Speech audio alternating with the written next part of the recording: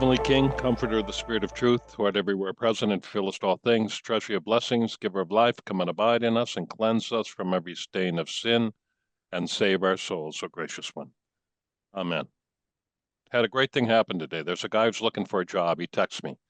He's worried. He's worried. Credit cards maxed, all this and that. And I said, I said, call me. We're going to pray. And because St. John Maximovich is really good at that. So he called and prayed, and 3 hours later, he got an offer for a full-time job. I love when that happens, and St. John is very good with that. All right, our guest tonight is Father Stephen DeYoung. Father Stephen is a priest in the Antiochian Archdiocese. All of you, I'm sure, know him from his podcast with Father Andrew Damick, Lord of the Spirits. I've learned a lot of things just talking to this man. It's really helped me in my ministry. He brings a great gift to the church, and I'm sure we're all looking forward to his presentation tonight. We'll also have time for questions later. Father Stephen. Yeah. So I was asked to talk about priesthood and masculinity, and I think there was a catchier title, but I just stepped on it, whatever it was. No, but, the priestly character of masculinity. Okay, see, that sounds Yeah. better. That I sounds know. better. It's Yeah. it's a good title. So which is basically about the relationship between the two. And so spoilers in terms of where I'm going to go. I'm going to argue tonight that priesthood and masculinity are essentially identical. That priesthood is masculinity and that real masculinity is priesthood. And we have to sort of restore our understanding of that identity in order to really understand either of them. And to get there, I'm going to begin at the beginning, which is a very good place to start. And by that, I mean Genesis 1. That's the very beginning of the scriptures. And you may have heard this before if you've listened to my Bible study on Genesis, but one of the things that gets lost a lot of times nowadays, Genesis 1 and several other chapters of Genesis, rather than people reading them and trying to learn truths from them that are help them going to draw closer to God, people just want to debate them, right? And argue about how literally they should be taken and how old the earth is and whether the days in Genesis 1 are literal 24-hour periods or not, and all these kind of things. And if people enjoy doing that, I mean, I guess that's fine. There are worse things to do with your time, but you kind of end up missing the forest for the trees when you do that. And one of the elements of the forest that gets missed in Genesis chapter 1 is that there's a particular pattern that Genesis chapter 1 and then into chapter 2 follows. And that pattern is a pattern that's followed by a lot of other ancient literature from the ancient Near East. So it's now the Middle East, but in the ancient period. And that pattern is the pattern of the building of a temple. Now you might think, the story of the building of a temple is going to describe the builders and describe where they got the materials and how they put it together. But that's not the case in the ancient world. In the ancient world, when they describe the building of the temple or of a temple, they describe it's a story about the God whose temple it is and about the relationship between that God and this temple. And usually the story involves that God defeating some enemy. And then the temple is sort of built as a symbol of victory. Now, one of the things that's different about Genesis chapter 1 is from all the other creation stories in the ancient world and all the other temple building stories is that God doesn't have an enemy he has to defeat. Because the true God, there's not anyone on par with him that he would have to fight or do battle with. So he just speaks and things are so. But nevertheless, he is constructing the creation, the earth, the heavens and the earth, everything created, as a temple to himself. And then another piece of it that we tend to misinterpret is the seventh day. We read on the seventh day God rested. And a lot of times we read that because of the word rested, and we think, oh, well, he worked really hard, so whew, I'm going to take a day off. Right. Now, of course, that's kind of goofy, right? God doesn't get tired. He doesn't need a day off. What would that even mean? Like, for God to stop doing anything for a 24-hour period? Right. That doesn't make a lot of sense. The rested there at the end is actually God being seated, like God being seated in his throne. God being enthroned now in this temple he's constructed for himself. And now, when you get into Genesis chapter 2, then you have a lot of modern people who will tell you, oh, well, this is a different story, or this is a different version of the story. But actually, this is the last piece of that story. Because there are two things now that are lacking in this temple. The last step in one of these stories of a temple being built in the ancient world was they would put the idol in it. They would put the image of the god in it. They'd go and make that, and they'd prop that up.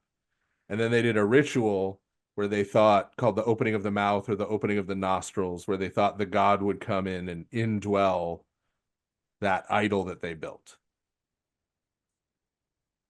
That piece we see in Genesis chapter 2, God takes that and reverses it. No one comes and makes an idol of God, but God makes an image of himself. He makes man in his image. And after he's made man to be his image, he breathes the Spirit of God into him, and he becomes alive. And the fact that now man is God's image is a major portion of the second part of what's going on in Genesis chapter 2, which is God's temple needs a priest. There needs to be a priest to serve in the temple. And the priest is himself an image of God. The job of the priest is to represent God to the people, and then to represent those people to God. So in order to represent God to the people, he has to be the image of God. So that in some sense, even if it's imperfect with a human priest, when someone looks at them, they see who God is, what God does, how God acts.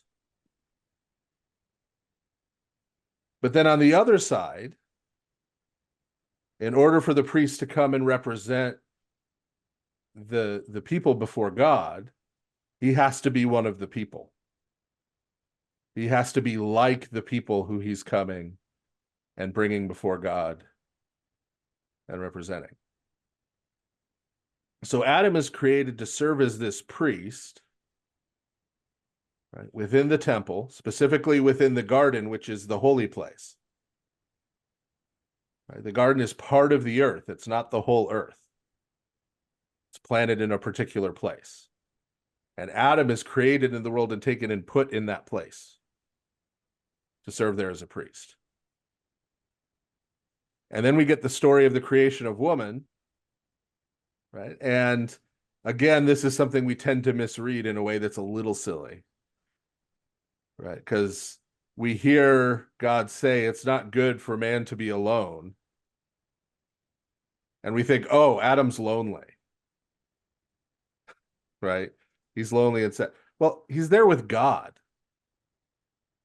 He's there with all the angels, right? He's there, right? He's not lonely, right? He's right.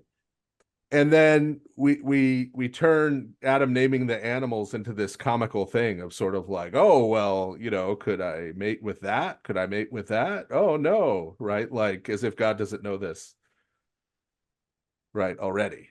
But what that means, it's not good for man to remain alone, is that on the days of creation, it talked about how the trees were reproducing after their kind. The trees were making more trees. The grass was making more grass. Right? The fish were making more fish. The birds were making more birds.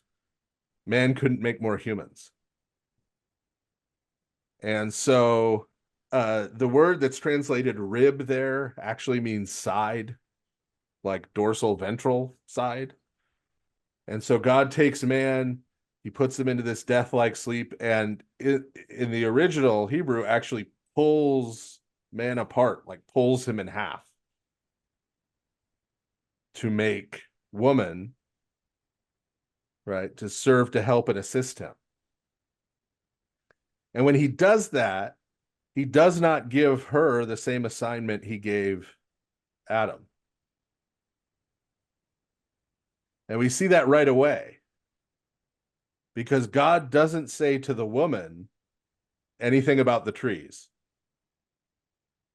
He says to Adam, you could eat from any of the trees, but don't eat from the tree of the knowledge of good and evil. He expects Adam to pass that on to her. So you already see Adam as the mediator with his wife, and he's going to be with his children when he has them. Right? That he is going to represent God to them and them to God. And she is there to assist him, right, in so doing. And so we know what happens with the expulsion from paradise. But then the first time we see somebody doing something priestly, sort of in a proper sense, in the way that we usually think of priests, right? What do priests do? They offer sacrifices. Who is it? It's Cain and Abel. It's these two young men, right, who are coming with offerings representing the fruits of their labor, the fruits of their work, their lives, offering them to God. Right? And we see that one of them in his character is representing God to the world, is serving as his image, and one of them is not. Right? And so one of them has an acceptable offering and is an acceptable priest, and then the other one does not. And we know Cain is jealous and kills Abel over it. But then as you proceed through Genesis, what you see is there isn't a priesthood. Like there aren't separate priests. There aren't people who are set apart as priests. That happens later in Exodus. We'll talk about that in just a second. But throughout Genesis and in the book of Job, which takes place before the Exodus, right? And even at the beginning of Exodus, before Mount Sinai, the person who's offering the sacrifices, the person who's praying and interceding, the person who's serving as a priest is always the father. It's always the head of the family, right? The head of the household, the head of the extended family. They're the one who comes before God to represent the family, and then they're the one who goes and presents God to the family and instructs them, right? And guides them. When God appears, he appears to Abraham, and then Abraham passes that on to his family. He appears to Isaac, he appears to Jacob, and they pass it on to their families. And all the way up to Jethro, Moses's father-in-law, where even though Moses has been made the prophet of God, when Jethro is around, Jethro offers the sacrifices in the early part of Exodus. Because Jethro is his father-in-law. He is the head of the big extended family that Moses is a part of. And then Moses does something wrong, right? Moses not only was not circumcised himself, but he doesn't circumcise his son, which was his duty as a father and his duty as a priest, because again, these aren't separate things yet. Right? This is something he was supposed to do. And for not having done it, Exodus 4 says God is so angry he's ready to kill Moses. That Moses has been this sort of defiant about this and has failed so badly. And there's this kind of weird passage.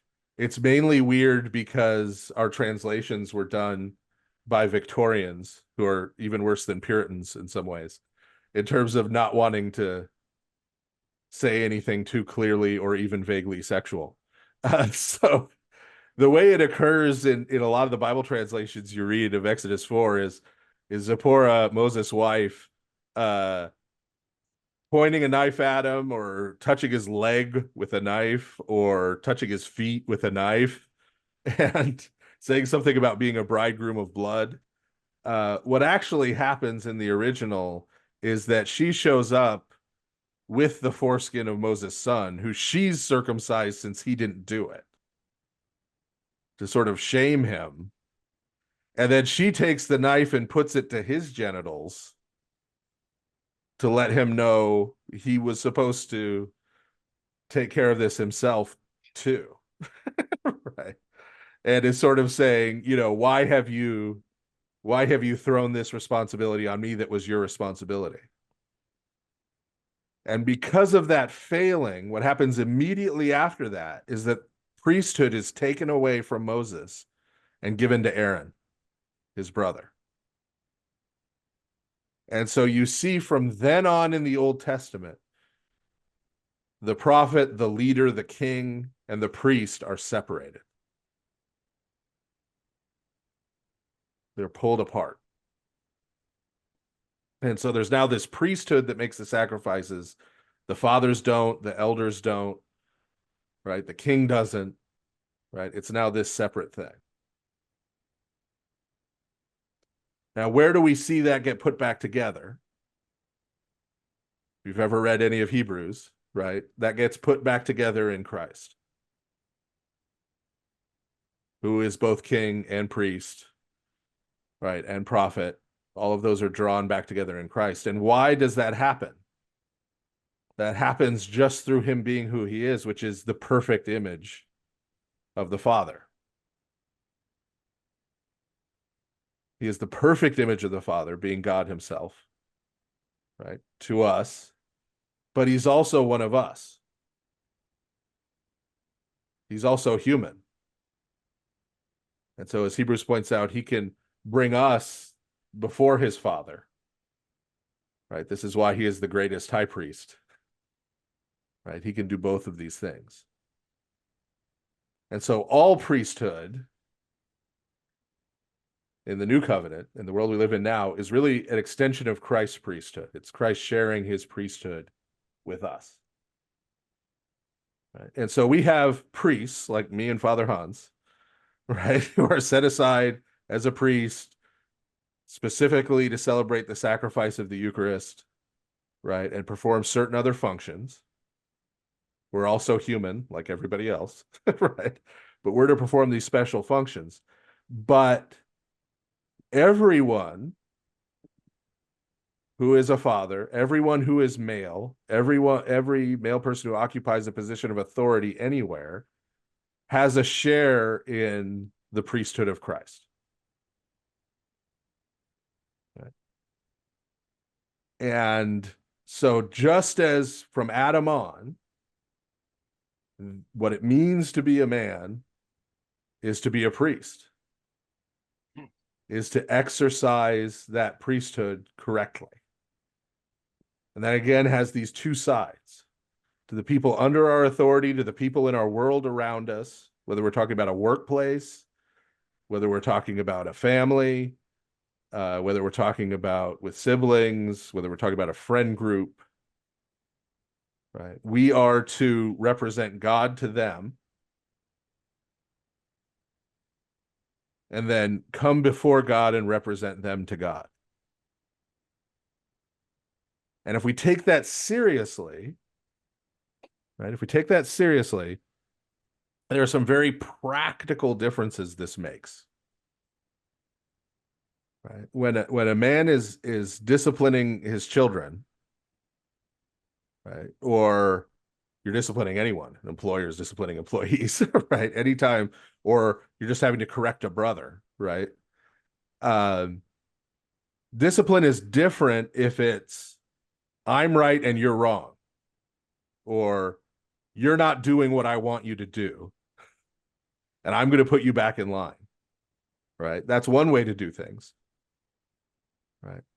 That's not how priests do things. I think if I tried to do confession that way, I'd be laicized by now, right? Uh, if what you're trying to do is reconcile that person to God, you're trying to communicate to that person what you've done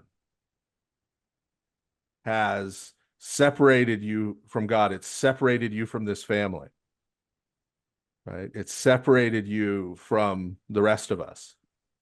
And I'm here to correct you because I'm trying to bring you back, right? I'm trying to integrate you back, to make a path for you to be part of this family, this group, this church, this, right? Whatever group again, right? That's a very different way of doing correction and discipline, right? It breaks apart. One way in which we're a lot like, say, ancient Rome is that ancient Rome literally worshipped victory. And we are very much in a world where we believe in competition, and I'm going to be the best, and being the best means being better than you, right? And there are winners and losers in this world, and I'm going to be one of the winners, and me making sure you're one of the losers is going to help with that. There's nothing about blessed are the victors, right? In the scriptures. Pagan Rome, sure, not in the scriptures, right? Father Hans and I don't compete as priests, right? Like we're not paid on commission, right? Like we don't like, um right? That's not how that works, right? And so if we take priesthood seriously, then life isn't about winning. It's definitely not about beating someone else. It's not about taking sides, right? And then things like peacemaking and reconciliation, which is more what the priesthood is about, become more important. Rather than defeating our enemies, we try to make our enemies our friends, right? And don't tell me you don't have any enemies. You don't have to make enemies. People will make themselves your enemy. Okay. You're not going to get through this life without having somebody decide they don't like you. Okay. Maybe for bad reasons, maybe for good. There are people who don't like me for good reasons. Right. And it behooves me to listen to them because that's one of the ways I could improve in life. But there are also going to be people in your life who dislike you for no good reason. Right. Or at least no reason you'll ever find out about because it's something internal to them. And so when I talk about winning over enemies and making them your friends, I'm talking about those people too, right?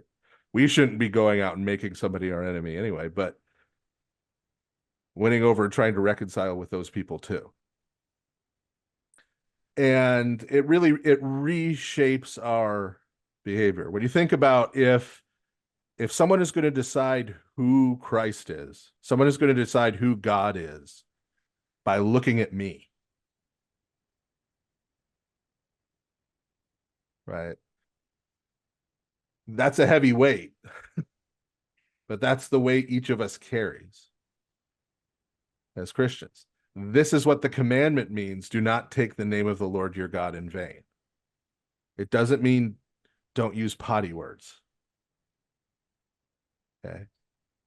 Being really coarse in your speech not only is not great spiritually, but also reveals you to not be the most intelligent, well-educated person, right?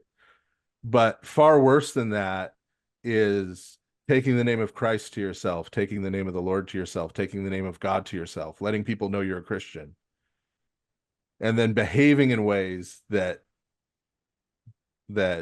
would bring shame to him, misrepresenting him in the world. That is a far worse thing. That's a far worse thing. And so imaging God is not just some quality I have. Oh, I have reason, I have language, so I'm in the image of God. Imaging God is something I have to strive to do. That's something I have to strive to do. And then on the opposite side, taking seriously, right? Taking very seriously that these people I encounter from day to day are people who need me to go before God in prayer and pray for them and intercede for them. Right. The first step toward making an enemy your friend is changing them from enemy to friend in your own mind. You can't do that by flipping a switch. But if you start praying for them every day, it starts to happen without you realizing it. And that's true even if you don't mean it. I'm going to wrap up here. But for my last comment here, let me tell you, sincerity is incredibly overrated. Sincerity is just about worthless. This may just be because I'm Gen X, but I don't care about sincerity. People who do horrible things or just wrong things sincerely are not better than people who do good things insincerely. And we can get so up in our heads about whether we really mean it that it stops us from doing what we know is right. So I will pray for someone, even if I'm gritting my teeth and going, God bless that man, right? And I don't really mean it, right? But that's where I have to start, right? And if I see somebody who is the last person I wanted to see, I'm still going to try to be kind to them, even though I don't mean it and it's fake, right? Because it's better to be a phony and do what's right than be sincere and do what's wrong. And what's amazing is when you start embracing your inner phony, right, and you start doing that, is that after a while, it actually starts to become sincere. After a while of forcing yourself to be kind to this person who you can't stand, you start to be able to stand them a little more,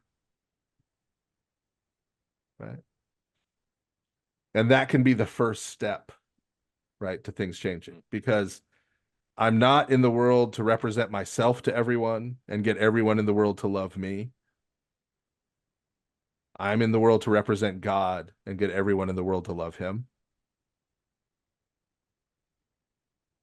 And my spiritual life is not about getting God to love me, because he already does. Right? It's about trying to help me by bringing those people before God to become more like him, to make that first part more doable.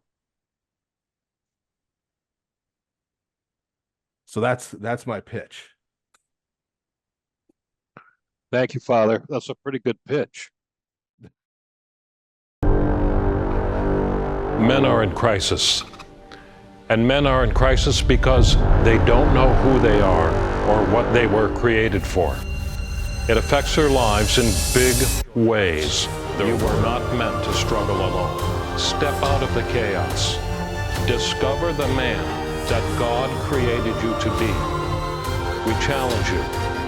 Join us.